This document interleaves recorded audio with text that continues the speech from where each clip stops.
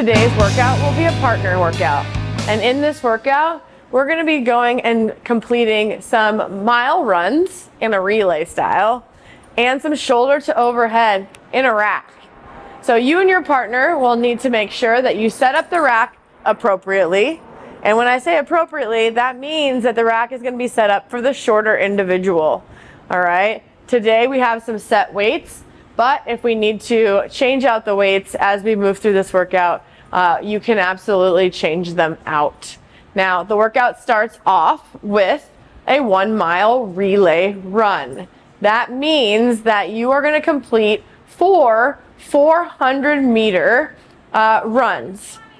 If I have my partner going, my partner would be running 400, come back, they'd tag me, I would go ahead and run 400, and we're going to do that until a mile is completed. So you and your partner together will have completed 1 mile. You yourself will have had completed 800 meters. All right, so we're going to be alternating back and forth. You have to alternate with your partner 400 meters back and forth until that mile has been completed.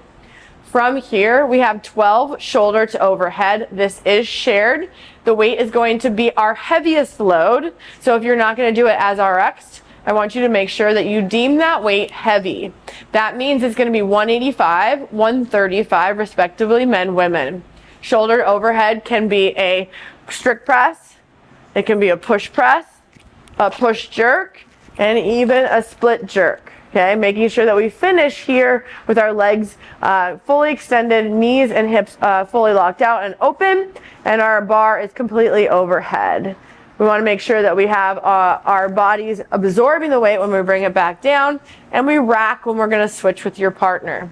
You can go ahead and choose 1 for 1, or you can split it up however you'd like. It can be an uneven rep count as well. If your partner wants to do just 1 or 2 and you do the rest, totally fine.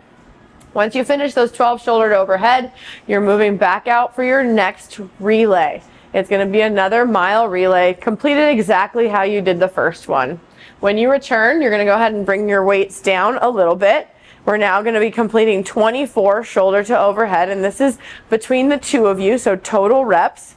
And it's going to be 155 for the men, 105 for the women. This is a moderate load. So if you're scaling the weight, scale it to something that's moderately heavy. And again, it's going to be 24 reps shared between the two of you. As soon as 24 shoulder to overhead has been completed, you're going to go ahead and head out for your last mile run relay. And you're going to complete it exactly the same way you did the first and the second runs. When you return, you have 36 shoulder to overhead. The weight has come down again. We have 135 for the men, 95 for the women. This is going to be a moderate to light weight. So we should be able to get a pretty decent amount of chunks. And 36 is going to be the shared amount of reps, okay? So you and your partner, if you're sharing evenly, that will go ahead and complete 18 each. As soon as you finish your 36 shoulder to overhead, that is the end of the workout. Give your partner a high five and celebrate how well you both have done. This workout will be challenging because you're going to want to push on your runs just a little bit harder, but just know that your partner and you are going to be appropriately pushing that effort.